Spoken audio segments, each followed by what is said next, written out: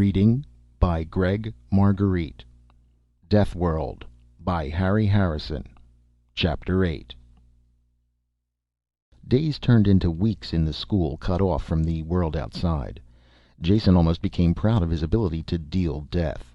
He recognized all the animals and plants in the nursery room and had been promoted to a trainer where the beasts made sluggish charges at him. His gun picked off the attackers with dull regularity.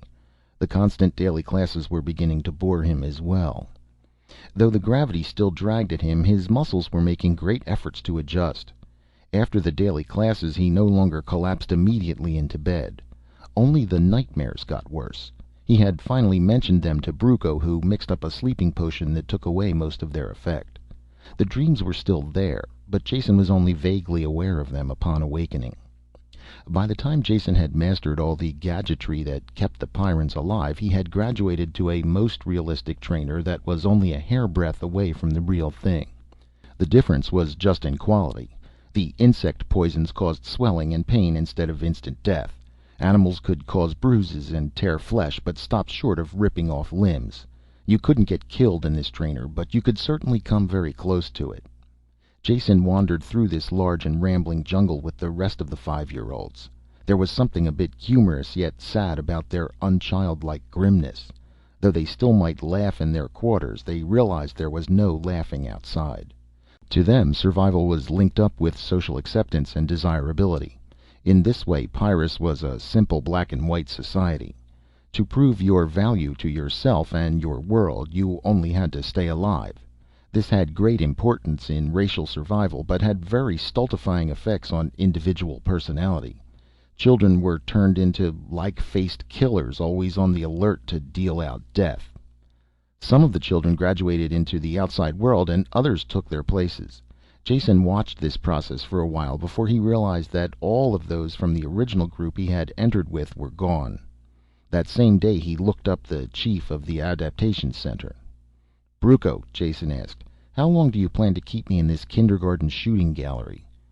"You're not being kept here," Bruco told him in his usual irritated tone. "You will be here until you qualify for the outside." "Which I have a funny feeling will be never. I can now field strip and reassemble every one of your blasted gadgets in the dark. I am a dead shot with this cannon. At this present moment, if I had to, I could write a book on the complete flora and fauna of Pyrrus and how to kill it. Perhaps I don't do as well as my 6-year-old companions, but I have a hunch I do about as good a job now as I ever will. Is that true?" Bruco squirmed with the effort to be evasive, yet didn't succeed. "I think that is, you weren't born here and—" "Come on," Jason said with glee. "A straight-faced old Pyrran like you shouldn't try to lie to one of the weaker races that specializes in that sort of thing. It goes without saying that I'll always be sluggish with this gravity, as well as having other inborn handicaps." "I admit that. We're not talking about that now. The question is, will I improve with more training, or have I reached a peak of my own development now?" Bruco sweated. "With the passage of time there will be improvement, of course." "Sly devil," Jason waggled a finger at him. "Yes or no now? Will I improve now, by more training now?" "No," Bruco said, and still looked troubled. Jason sized him up like a poker hand. "Now let's think about that. I won't improve, yet I'm stuck here. That's no accident, so you must have been ordered to keep me here. And from what I've seen of this planet, admittedly very little, I would say that Kirk ordered you to keep me here. Is that right?" "He was only doing it for your own sake," Bruco explained. "Trying to keep you alive." "The truth is out," Jason said, "so let us now forget about it. I didn't come here to shoot robots with your offspring, so please show me the street door. Or is there a graduating ceremony first? Speeches, handing out school pins, sabers overhead?" "Nothing like that," Bruco snapped. "I don't see how a grown man like you can talk such nonsense all the time. There is none of that, of course. Only some final work in the partial survival chamber. That is a compound that connects with the outside. Really is a part of the outside, except the most violent life forms are excluded. And even some of those manage to find their way in once in a while." "When do I go?" Jason shot the question. "Tomorrow morning. Get a good night's sleep first. You'll need it." There was one bit of ceremony attendant with the graduation. When Jason came into his office in the morning, Brucco slid a heavy gun clip across the table. "These are live bullets," he said. "I'm sure you'll be needing them. After this, your gun will always be loaded." They came up to a heavy airlock, the only locked door Jason had seen in the center.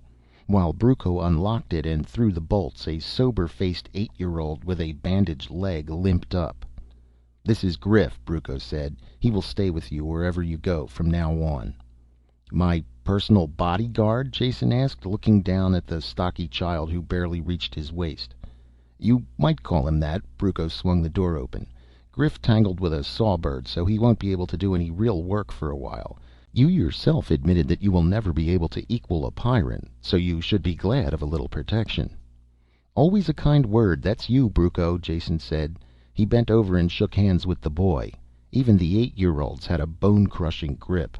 The two of them entered the lock and Brucco swung the inner door shut behind them. As soon as it was sealed, the outer door opened automatically. It was only partially open when Griff's gun blasted twice. Then they stepped out onto the surface of Pyrrus, over the smoking body of one of its animals. Very symbolic, Jason thought. He was also bothered by the realization that he hadn't remembered to look for something coming in. Then, too, he couldn't even identify the beast from its charred remains. He glanced around, hoping he would be able to fire first himself next time. This was an unfulfilled hope. The few beasts that came their way were always seen first by the boy. After an hour of this, Jason was so irritated that he blasted an evil-looking thorn plant out of existence.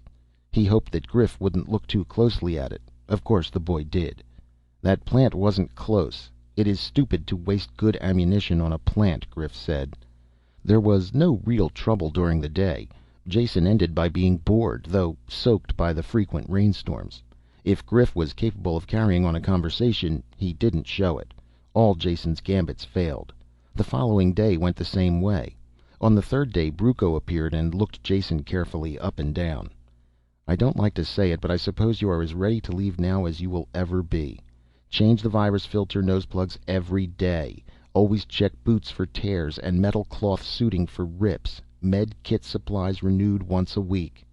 "And wipe my nose and wear my galoshes. Anything else?" Jason asked. Brucco started to say something, then changed his mind. "Nothing that you shouldn't know well by now. Keep alert, and good luck."